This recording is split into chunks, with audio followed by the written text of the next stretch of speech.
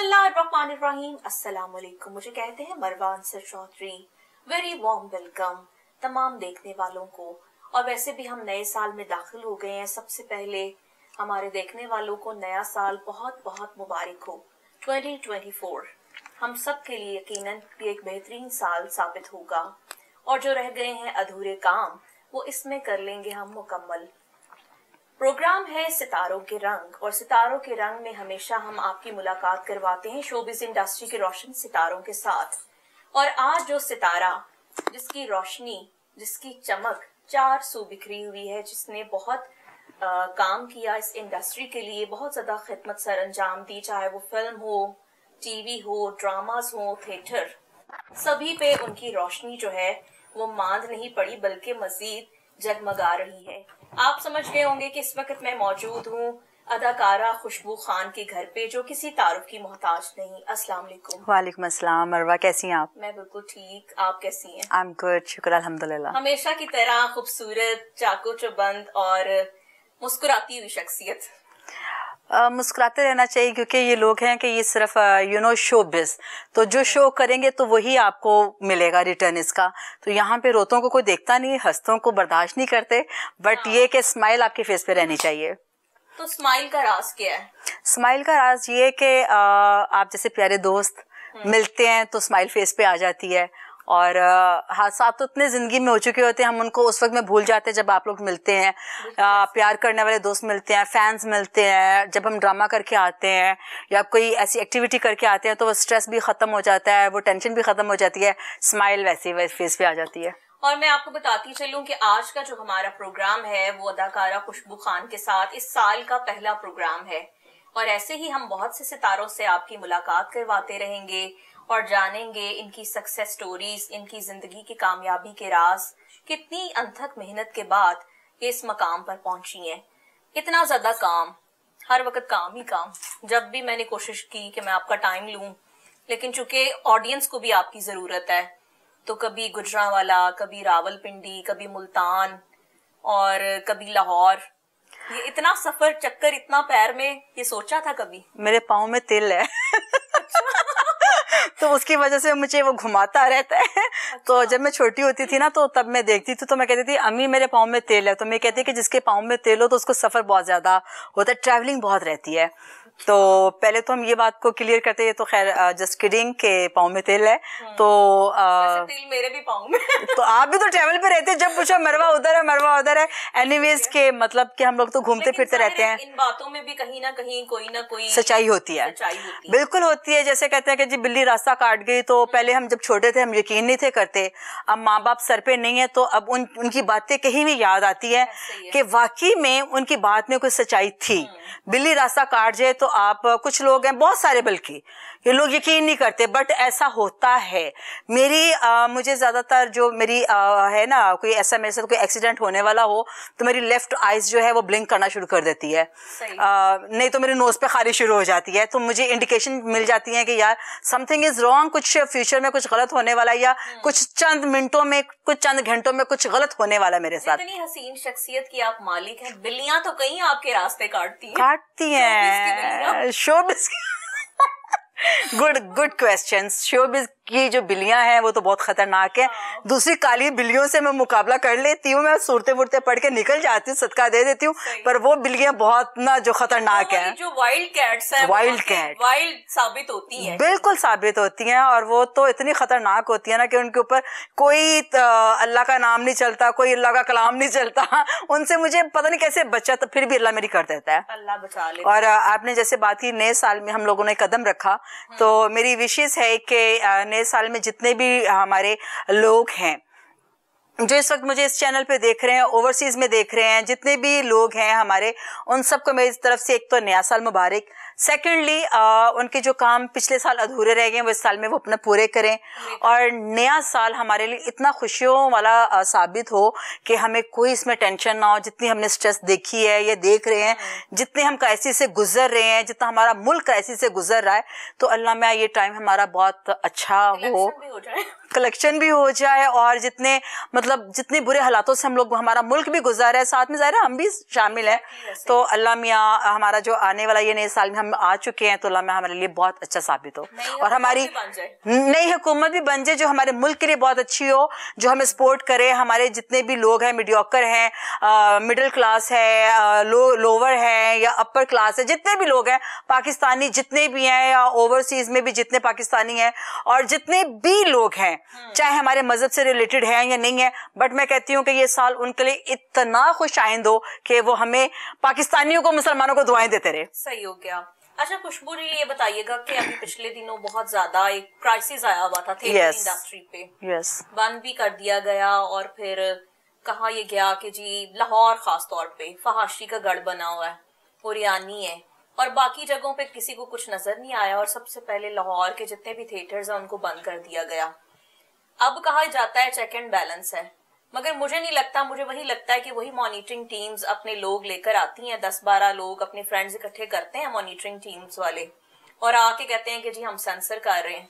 आप भी वही देख रही हैं जो हमें नजर आ रहा है? बड़ा अच्छा सवाल किया आपने कि जो ऑपरेशन उन्होंने कहा था कि लाहौर द क्लीन, तो वैसा कुछ नहीं हुआ, क्योंकि लाहौर में इतना गंद नहीं है जहाँ पे इनको वो करना चाहिए था। जो लड़कियां जूनियर्स हों या सीनियर्स हों, आई डोंट नो के क्या हैं, लेकिन जो यहाँ तक था कि कमीजें भी उतार रही हैं, तो उनको बेसिकली उनको बैन करना चाहिए था, या उनका यहाँ पे कोई ऐसा रूल बनना चाहिए कि आर्टिस्ट में वो कहते हैं ना खोता कोड़ा इक्वलिस्टिक खड़ा है, तो वो इनको वो क्लास बनानी चाहिए या वो स्टैंडर्ड देने चाहिए या वो सेक्शंस देने चाहिए या वो नंबरिंग देनी चाहिए कि फर्स्ट सेकंड थर्ड कौन है।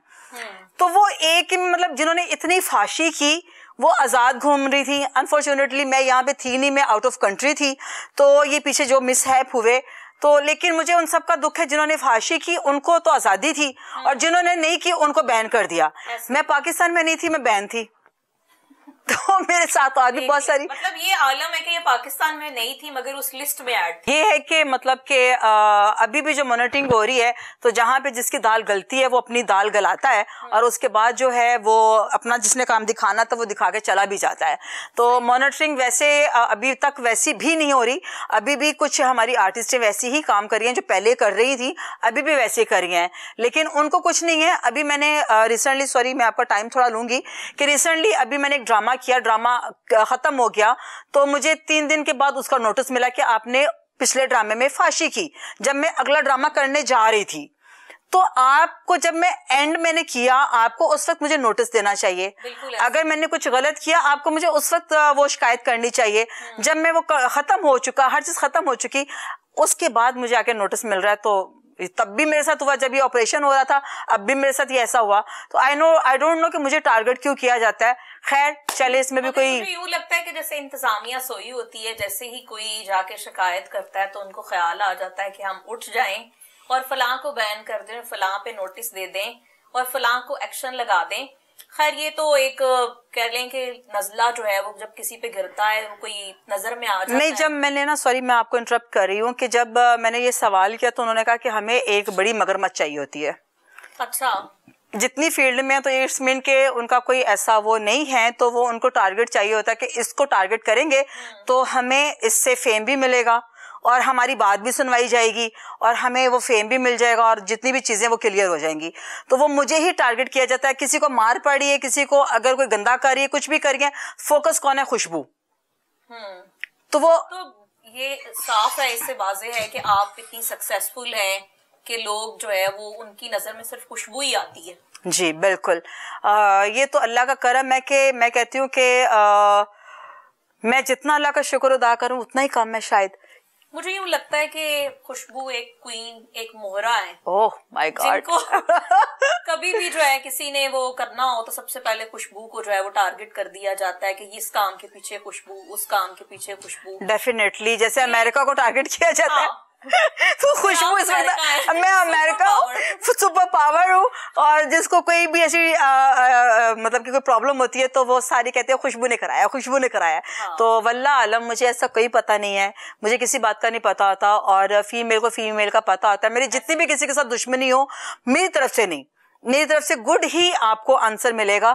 लेकिन अगर किसी की ऑपोजिट में अगर जाएं तो अगर उनकी नेगेटिविटी अब देखी जाए तो मेरी वो नेगेटिविटी उनके लिए नहीं होती। खुशबू, मेरा एक ये भी सवाल है कि आप जितनी सीनियर, जितना काम आपने किया, कोई भी ऐसा मीडियम नहीं, चाहे वो थिएटर हो, फिल्म हो, टीवी हो, थिएटर में इतनी मुश्किल एक्टिंग बराह रास्त आप लोगों को एंटरटेन करते हैं, तो इसके बावजूद इतनी सीनियर आर्टिस्ट पे जब उठ के जूनियर्स कोई भी एलिगेशन लगा देते हैं तो इसका मतलब वाजे होता है कि वो या तो वो कोई बहुत बड़ा टाइकॉन है। मरवा, मैं आपको बता दूं कि जितनी सो कॉल्स जूनियर्स बनती हैं तो आप इस फील्ड में है इतने सालों से, तो जूनियर्स तो यहाँ पे कोई भी नहीं है। यहाँ पे सारी जो यहाँ पे लाहौर में जब इन हुई हैं तो उन्होंने अपने नाम चेंज करके तो अपने आप को यहाँ पे लाके तो बोला कि मैं जूनियर हूँ। जबकि मेरी भी जो सीनियर्स हैं शायद किसी को नहीं पता कि Nargis ji, she is too talented, she is too good, वो मेरी सीनियर थी। साहिबा काम करती थी, वो मेरी सीनियर थी। चांदनी जी थी, वो मेरी सीनियर थी। दीदार मेरी सीनियर है थिएटर में, मतलब मेघा जी मेरी सीनियर है। मदिया शाह मेरी सीनियर है, मतलब हनी शहजादी जी मेरी सीनियर है। निदा चौधरी भी मेरी सीनियर है। मैं किस किस को जवाब दूं? और भी जितनी अपने आप को सो कॉल्स कहती हैं कि हम जूनियर्स हैं, वो जूनियर्स नहीं हैं। उन्होंने किया है सराय की पटरी पे काम, सही, उन्होंने किए दूसरे शहरों में काम, तब उनके नाम नहीं थे, तब ये प्लेटफॉर्म नहीं था, तब इतना लोगों को सोशल मीडिया का पता नहीं था कि तो वो उनको जान सकते। अभी सोशल मीडिया का वो टाइम है तो एक सेकंड में पता चल जाता है कि कौन किधर है, कौन क्या है। सोशल मीडिया ने लोगों को इतनी अवेयरनेस भी दे दी है और इतना टाइम भी शॉर्टकट में उनको हिट करने का दे दिया है कि जो हम मेहनत कर करके इस मुकाम पे पहुंचे हैं तो वो शॉर्टकट तरीके से इन होना चाहती हैं, किसी ना किसी को टारगेट करके। टिकटॉक ऐसा एक प्लेटफॉर्म आपको मिला है कि जिसके ऊपर आपको रातों रात शोहरत मिल जाती है। एक रात में ही आप मिलियंस में चले जाते हैं, आपके फॉलोवर्स बन जाते हैं, आपके लाइक्स बन जाते हैं। बट जो मेहनत करके आगे आता है ना, वो जो नशा होता है ना, वो नशा आप सारी जिंदगी नहीं भूल सकते, वो लॉन्ग टाइम चलता है। वो नशा इक़्तिदार के नशे जैसा होता है। बिल्कुल, अगर आप मेहनत सच्ची करके आगे आए ना तो आपको इक़्तिदार जैसे ही वो पावर लगती है, वही आपको लगता है कि यार मेरी ही बात माननी चाहिए, मेरी ही बात सुननी चाहिए, क्योंकि आप इतनी मेहनत करके आगे आए हो। तो जब आपको शॉर्टकट में कोई आपको कट कर रहा होता है और आपके ऊपर गंदी बात कर रहा होता है, नेगेटिविटी चला रहा होता है, फिर आपका माइंड थोड़ा अच्छा दुख होता है इस बात का कि आपने जैसे बहुत मेहनत की, आपने बहुत, मतलब जब आप बहुत कम उम्र थी तब से इस इंडस्ट्री को आपने ज्वाइन किया, आई थिंक 7 साल की उम्र में। तो अब जो लड़कियां हैं वो टिकटॉक पे आती हैं, उन्होंने कोई काम नहीं किया हुआ, कोई शनाख्त नहीं है उनकी, बस टिकटॉक स्टार के तौर पे सामने आती हैं और सीनियर्स को कट करती हैं, उस वक्त दुख होता है? बहुत दुख होता है मरवा, बहुत ज्यादा दुख होता है। बिकॉज मैं वही बात करूंगी कि मैं हम लोग मतलब जो फिल्म स्टार हैं, जब फिल्म का लेबल लगता है तो वो एक बड़ा मुश्किल होता है। देखिए, एक गाना करना this is not big deal, ऐसा ही है। आपने काम किया है और मैं बचपन से काम करती आ रही हूँ। अगर लोगों को लगता है कि मैं जिस तरह मेरे पे ब्लेम लगा कि मैं 70 साल की हूँ, यू नो कि मैं 70 साल की हूँ या नहीं हूँ, मतलब कि एवरीबॉडी नोज कि मुझे 70 साल का होना चाहिए या नहीं होना चाहिए। और लोगों ने इतने कॉन्फिडेंस से बोला कि जो मेरे साथ काम कर रही हैं तो वो भी तब से काम कर रही हैं, तो वो 70 की क्यों नहीं, मैं 70 की हो गई। लेकिन एनीवेज मुझे कोई प्रॉब्लम नहीं है, 70 साल की भी मैंने होना है, मैंने 100 साल की भी होना है। पता नहीं मैंने इससे पहले मर जाना है या जिंदा रहना है, ये खुदा को मालूम है। आपको जो है वो जिंदगी दे नहीं, देखिए मतलब कि सच तो सच है ना। आपको बताऊं कि आप 70 साल की भी उतनी ही हसीन होंगी जितनी कि आज हसीन है, और इतनी ही टैलेंटेड होंगी, क्योंकि 70 साल में ये बड़ी बात है। मैं यही बात करने जा रही हूँ कि 70 साल में अगर मुझे कहा कि मैं 70 साल की हूँ तो 70 साल में इतनी फिटनेस, इतनी एनर्जी, और उसके ऊपर चेहरे पे कोई झुर्री नहीं, उसके ऊपर चेहरे पे हाथों पे कोई झुर्री नहीं, और स्लिम स्मार्ट। और लोग जो छोटी छोटी बच्चियां हैं उनके पेट लटक रहे हैं, उनकी साइडें लव हैंडल्स निकले हुए हैं, उनके बाल खत्म हो गए हैं, उनके चेहरे, उनको कॉस्मेटिक सर्जरीज करानी पड़ रही हैं। शुक्र अल्हम्दुलिल्लाह, मुझे आप किसी के पास भी लेके जाएंगे, मैं ये दावे से रख सकती हूँ, मैं ये कंडीशन रख सकती हूँ कि मेरे साथ करोड़ रुपए की कंडीशन रखो, अगर मैंने कोई चेहरे पे कोई काम करवाया हो, मैंने अपनी बॉडी पे कोई काम करवाया हो, मैंने कुछ भी किया हो। गॉड गिफ्टेड चीजें हैं और वक्त के साथ साथ ही है, ये झूठे स्टंट यूज करके तो आपको कुछ भी नहीं मिलना। एग्जैक्टली ऐसे ही है। तो बातों का सिलसिला जारी है और जब ये 70 साल की होंगी तब भी इतनी हसीन और इतनी ही पुरकशिश इंशाल्लाह। और मुझे लगता है कि इसी तरह से फिट होंगी, क्योंकि जब अज़ा की शायरी के रंग बिखरते हैं तो उसमें एनर्जी भी बहुत ज्यादा आपको यूज करनी पड़ती है और आप स्लिम स्मार्ट ही नजर आते हैं। यहाँ पर ले लेते हैं एक छोटी सी ब्रेक और ब्रेक के बाद फिर वापस आते हैं।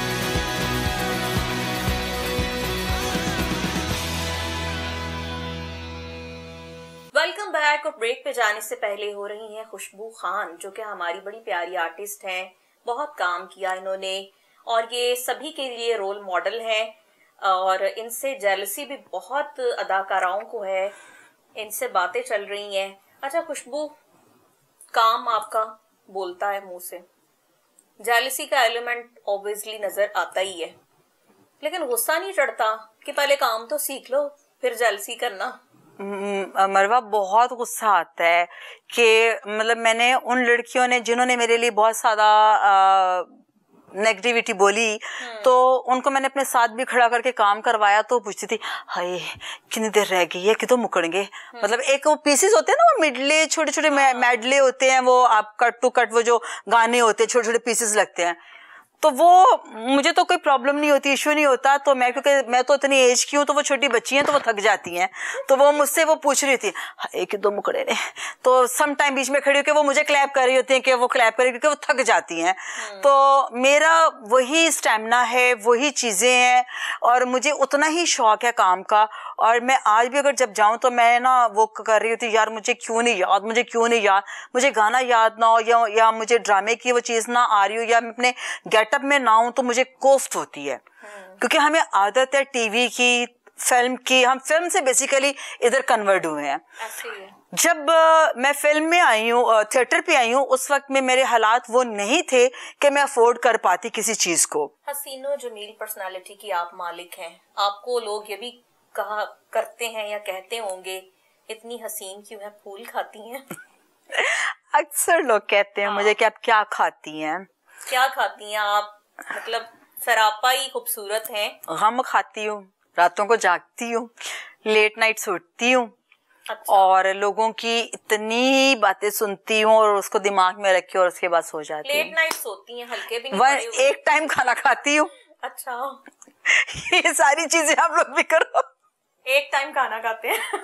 अच्छा, नहीं सोती लेट नाइट है, हल्के नहीं पड़े हुए, आंखें खूबसूरत हैं। बल्कि एक शेर मेरे माइंड में आ रहा है कि कहा यह जाता है कि अच्छी आंखों के पुजारी हैं मेरे शहर के लोग, तू मेरे शहर में आएगा तो छा जाएगा।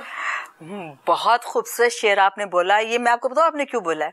क्यों बोला? क्योंकि आप खुद इतनी खूबसूरत है, आपकी आंखें इतनी खूबसूरत है, लगता है आपके किसी पर्सनल मियां ने, फ्रेंड ने, आपकी बहुत प्यारी बहन ने आपको ये बोला होगा, तो आपने मेरे लिए मीरा आजकल शायरी करना शुरू हो गई है। हाँ नहीं, शी इज गुड। आपकी मरवा खुद भी आंखें माशाल्लाह बहुत प्यारी हैं, आप खुद इतनी अच्छी हैं। कहने का मकसद ये था कि हल्के नहीं आए। यहाँ तो लड़कियां जागती हैं तो उनकी आंखों के नीचे थे बड़े हल्के पड़ जाते। मेरे ऊपर मैं क्या बताऊं कि इल्जामात क्या क्या, मैं नशा करती हूँ। अच्छा। मैं पता नहीं कौन कौन से ड्रग्स यूज करती हूँ और लोग बता सकते हैं कि इतने ड्रग्स यूज करने के बाद अगर ऐसा हाल है तो आप लोग सब करो। हाँ, सब शुरू हो जाओ कि अल्लाह की देन है तो फिर सब शुरू हो जाओ। अच्छा, रोमांस की मैं बात करती हूँ। इतनी हसीन औरत हो और उसके हजारों आशिक होंगे, फिर आपने इश्क भी किया, प्यार, तो क्या कहेंगे उसके बारे में? हाँ, मैं यही कहूँगी कि हाँ, इश्क करना चाहिए, प्यार करना चाहिए और शादी भी अपनी पसंद से करनी चाहिए। कि कल को अगर कोई 19-20 हो जाती है, 19-20, तो अगर कल को कोई मिसहैप हो जाता है या कल को कोई आपकी सेपरेशन हो जाती है, कोई ऐसी बात हो जाती है, तो आप अपने बड़ों को या अपने किसी दोस्तों को या आप किसी अपने जो आपके बहुत ज़्यादा करीब है उनको आप ब्लेम नहीं कर सकते। क्योंकि अगर माँ बाप की शादी पसंद से किया होता तो आप सारी जिंदगी माँ बाप को कहते रहते, चाहे आपकी किस्मत ही ऐसी होती। तो ये कि मैंने प्यार किया, मैंने इश्क भी किया, मैंने शादी भी उसी से की और उसके बाद जो मिसहैप भी हुए हैं तो वो भी स्लोली आप लोगों के सामने ही आ जाएंगे, बट मैं अभी भी कोई ऐसी बात नहीं करना चाहती।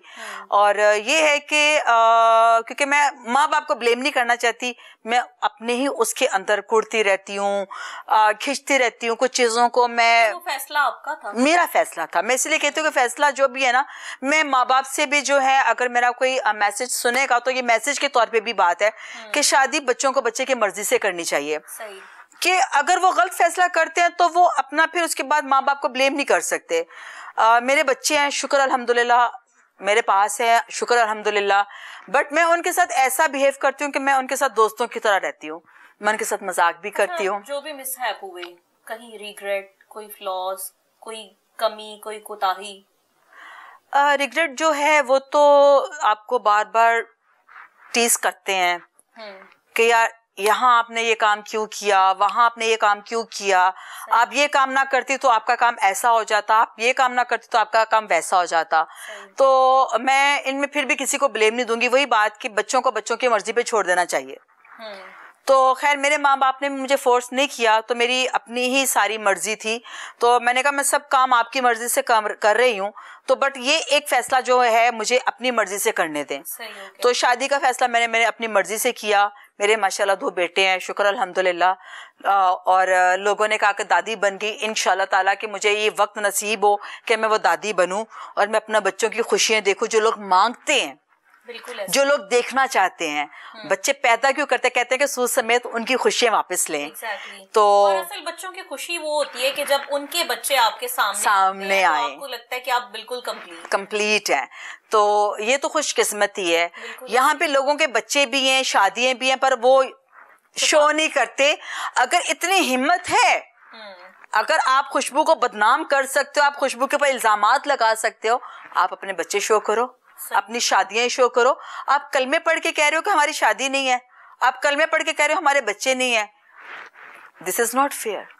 अच्छा, एक टाइम था बहुत ज्यादा आपकी दोस्ताना अदाकारा रीमा के साथ और भी बहुत सी अदाकाराओं के साथ, अब कहीं ना कहीं गैप है, कहीं ना कहीं लगता है कि पीछे हो गई हैं आप, या वो पीछे हो गई हैं, या मतलब कुछ राब्तों में तसलसल नहीं रहा? मरवा बड़ा अच्छा सवाल किया आपने। अगेन आपको मैं ये कहूँगी कि बड़ा अच्छा आप क्वेश्चन कर रही हैं, क्योंकि माशाल्लाह आप बड़े अच्छे क्वेश्चंस करती हैं। तो रीमा जी की मैं बहुत बड़ी फ़ैन थी, और जब रीमा जी फील्ड में आई, उनकी बुलंदी हिट हुई, तो उस वक्त मैं इतनी शॉक थी कि उनका वो सुना था कि म्यूजिक बहुत क्लासिकल की है और एक हिरनी जैसी कोई लड़की आई है।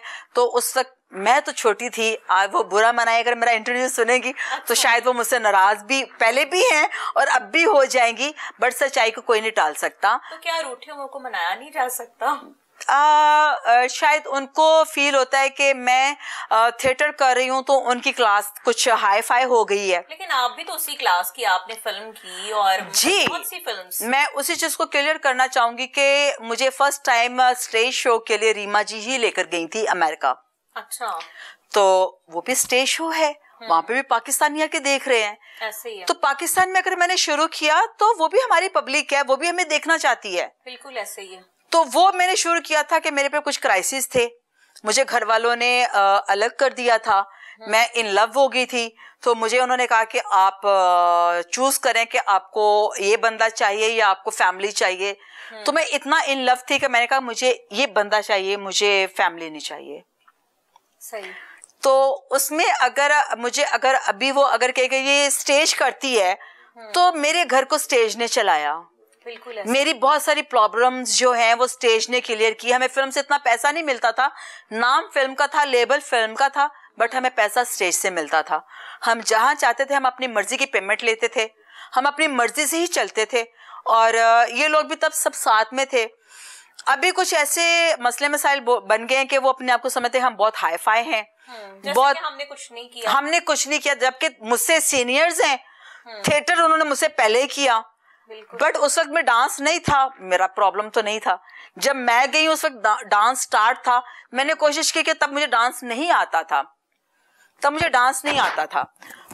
मैंने कोशिश की आहिस्ता आहिस्ता डांस को इम्प्रूव करने की। डांस मैंने किया और उसके बाद जो मैंने डांस किया तो इम्प्रूव करके, तो सबसे बड़ी जो मुझे समझाने वाले डांस के लिए थी वही मेरी दुश्मन बन गई। उसके बाद मैंने उनको भी इग्नोर किया, मैंने इग्नोर करके मैंने फोकस अपने काम पे किया। सही। मैं आज भी वो काम कर रही हूँ। मैंने पेट नंगा स्टेज पे कभी भी नहीं पहना। मैं आपको वीडियो दे सकती हूँ कि जिन्होंने पेट नंगे भी पहने हैं। ओवरसीज में जाके आप नंगी हो रही हैं, this is not big deal. यहाँ भी हम कपड़ों में काम कर रही हैं तो दिस इज इश्यू कि she is stage dancer. Why? सही। वाई? आपने भी स्टेज किया है, मतलब मैं उनकी बात कर रही हूँ कि उन्होंने भी स्टेज किया है, उनके हस्बैंड ने भी किया है, जो मुझ पे क्रिटिसाइज करती हैं उन्होंने भी किया है, उन्होंने भी स्लीवलेस भी पहना है, उन्होंने पेट नंगा भी पहना है, मैं आपको प्रूफ भी दे सकती हूँ। तो ये बात है कि मैं रीमा जी को बहुत एडमायर करती थी, मैं उनको बहुत पसंद करती थी। जब वो आई हैं तो मैंने उनकी छोटी बहन के रोल भी किए। वो शायद उनकी फिल्म 90 में रिलीज हुई थी, आई थिंक बुलंदी, और उसके बाद मैंने बचपने शुरू किए थे तकरीबन उससे थोड़ा पहले ही। और जब वो आई हैं उसके बाद मैं उनसे इतना लव करती थी कि फील्ड में मैं मशहूर हो गई थी कि मैं चमची हूँ रीमा की। मुझे ये कहा जाता था कि मैं चमची हूँ रीमा की, तो मैं हंसी खुशी उस चीज को कबूल करती थी कि मुझे रीमा बहुत पसंद थी। मैंने फर्स्ट टाइम रीमा को देखा था कि इतनी जैसे इंडियन फिगर होता है, एक खूबसूरत फिगर, और ये वो मुझे वो बहुत पसंद थी। वो जहाँ सेट पे होती थी मैं बिला वजह स्टूडियो में उनसे मिलने भी चले जाती थी। तो अगर आज वो मेरे लिए कुछ बुरा बोले तो दुख तो होगा ना। बिल्कुल ऐसा ही है, जब आप जिन लोगों से मोहब्बत रखते हैं अगर वो आपके बारे में नेगेटिव बात करें तो ऑब्वियसली दिल बहुत ज्यादा दुखता है। ये अल्लाह को और मुझे पता है कि मैंने उनका कितना साथ दिया और उन्होंने मेरा कितना साथ दिया, ये गॉड नोस बेटर। तो मुझे किसी के बारे में इतना तफसील से जाने की जरूरत नहीं है, ये मेरा और अल्लाह का मामला है। दिल कितना कुड़ता है जब मोहब्बत करने वाले दूर हो जाते हैं और फिर आप ही के बारे में बातें शुरू कर देते हैं। बहुत ज्यादा, बहुत ज्यादा, बहुत रोने को दिल करता है। और अभी भी आप बात करें तो मेरी आंखों में आंसू आ गए, क्योंकि मैंने लोगों से इतना ट्रूली प्यार किया है और इतना नीट एंड क्लीन हार्ट से प्यार किया, और मैंने शायद इनके मैं ही काम आई होंगी, ये मेरे काम कभी भी नहीं आई। ऐसे ही है। अच्छा खुशबू, ये हौसला, ये बर्दाश्त, ये किधर से आया? किसी ने आपको बुरा बनाया और आपने सह लिया? हाँ, और सह लेना बहुत बड़ा काम होता है। यही बात है कि मैंने सबसे बहुत प्यार किया, बहुत ज्यादा प्यार किया, और लेकिन जब फीडबैक मुझे मिला तो बहुत नेगेटिव मिला। मुझे उस चीज का बहुत दुख है कि मैंने किसी के साथ बुरा नहीं किया। आई एम सॉरी यार। तो मैं मतलब कि मैं दिल से इतनी बुरी नहीं हूं ना, मैं सबको वेलकम करती हूँ, सबसे बहुत प्यार से बात करती हूँ, लेकिन आई डोंट नो कि क्यों मेरे बारे में इतना बुरा सोचते हैं, क्यों मुझे इतना बुरा भला कहते हैं, आई डोंट नो। और ज़ब्त के जो रब्त होते हैं वो टूट ही जाते हैं बात करते करते, और उससे आपका दुख जो है वो झलक ही जाता है, जैसे कि इस वक्त खुशबू की हालत है। और जब आप सच्चे होते हैं और किसी से दिल से मोहब्बत करते हैं तो फिर दुख जो है वो बहुत शदीद होता है, और इस कदर दर्द बढ़ जाता है दिल में कि वो आपके आंसुओं की शक्ल में बहने लगता है। यहाँ पर एक छोटी सी ब्रेक ले लेते हैं, क्योंकि मुझे लगता है बहुत ज्यादा इमोशनल हम हो गए हैं और इमोशंस को हमने छेड़ लिया है। फिर मिलते हैं।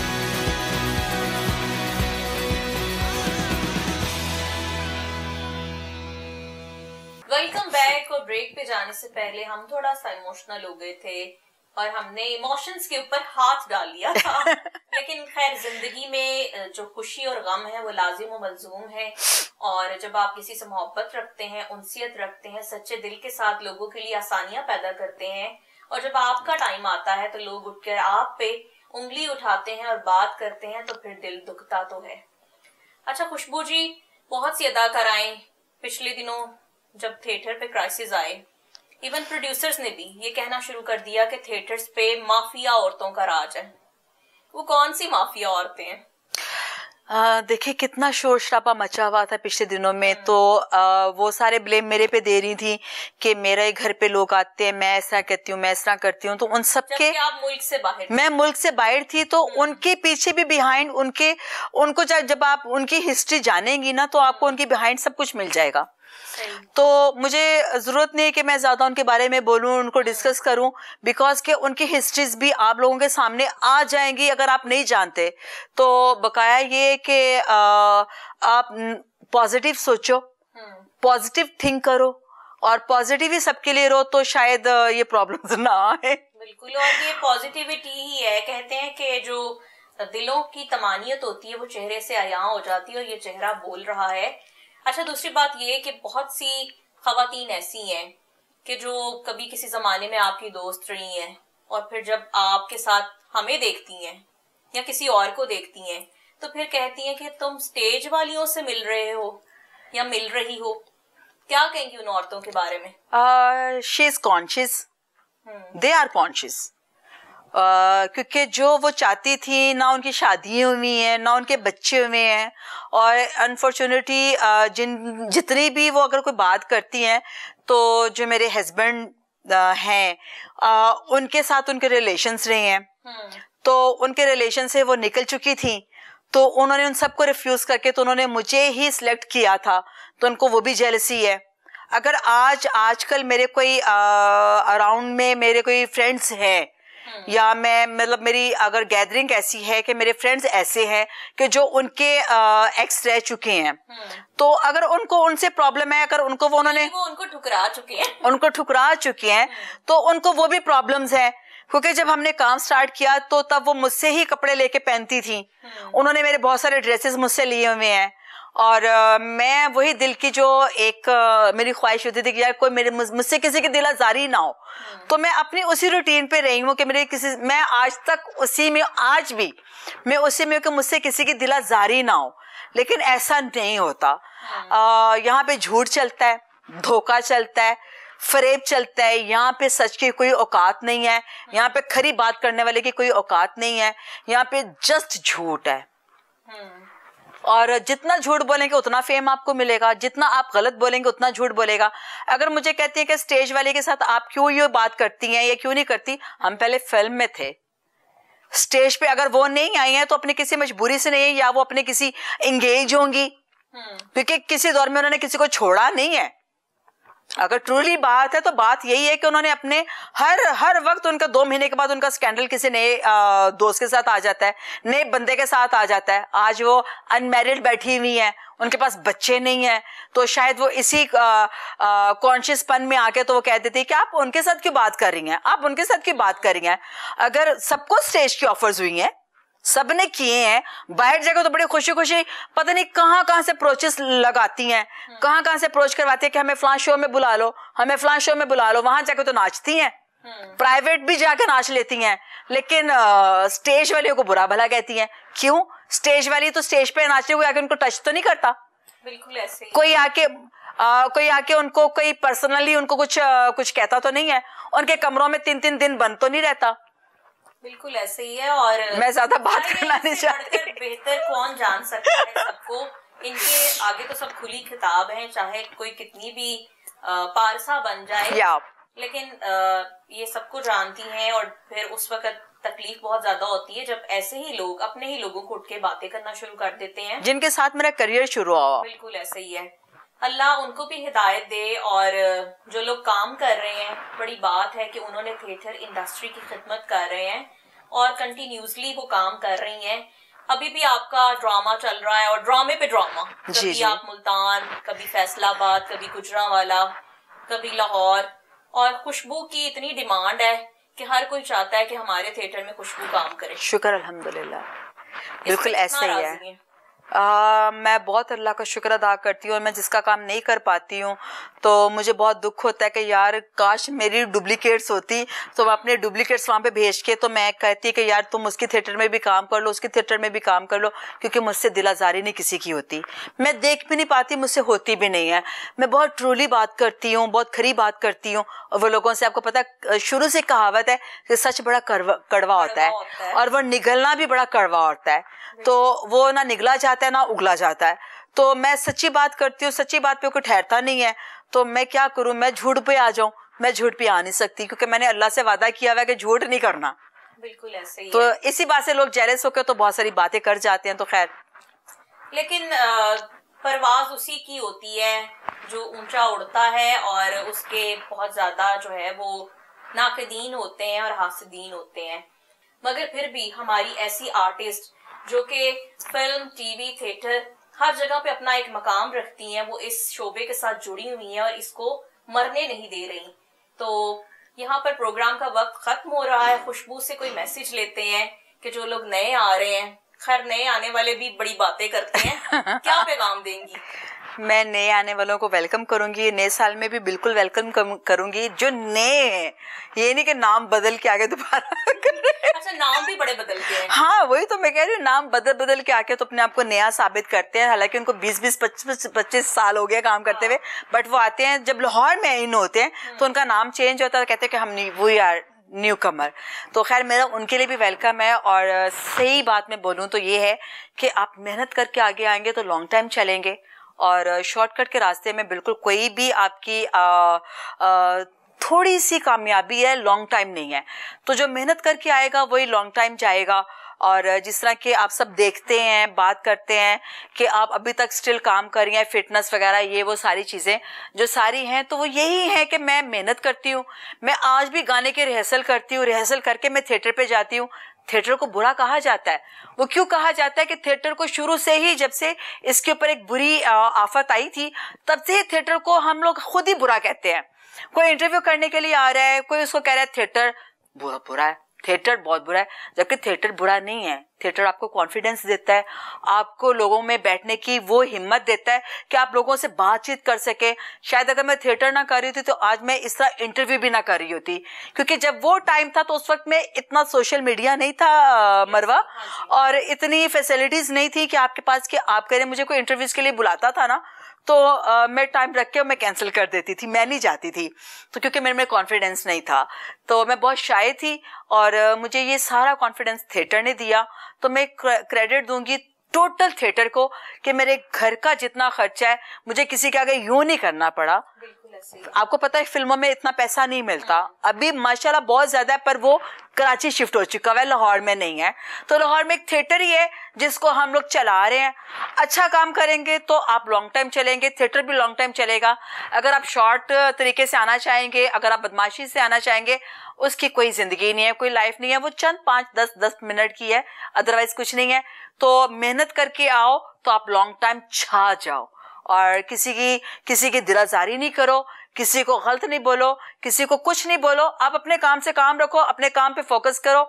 हम आपका वेलकम करेंगे, जो सपोर्ट चाहिए हम करेंगे, हम आपके साथ हैं। और नए साल की सबको मुबारकबाद, देखने वालों को, ओवरसीज वालों को, और जितने भी रिलेटेड हम लोगों से लोग हैं, सबके लिए ये साल बहुत खुश आइंदे हो और बहुत ही खुशियाँ लेकर आए और सबकी मुश्किलें आसान करे। हमारी हुकूमत की, हमारे मुल्क की, हमारी जितने भी गरीब लोग हैं, जितने मीडियोकर हैं, जितने अपर क्लास हैं, जो लोग भी हैं, सबके लिए ये साल बहुत खुश हो। Thank you so much. और मरवा आपका भी बहुत शुक्रिया। बहुत शुक्रिया। आपने देखा कि हमारी बातें हुई खुशबू खान के साथ, जो कि हमारी ऐसी अदाकारा हैं जो कि लाखों दिलों की धड़कन है, और लोग इन्हें हमेशा देखना पसंद करते हैं। इससे कोई फर्क नहीं पड़ता कि लोग आपके बारे में क्या कहते हैं, लोगों का काम है कहने दो, इससे क्या होता है। डेफिनेटली अपने काम से काम रखें, लगे रहें और आगे बढ़ते रहें, वही लोग तरक्की करते हैं जो कि मूव ऑन करना जानते हैं। यहाँ पर मुझे दीजिएगा इजाजत, अगले हफ्ते फिर हाजिर होंगे नई शख्सियत के साथ, नए मेहमान के साथ, आपकी करवाएंगे मुलाकात। अल्लाह हाफिज।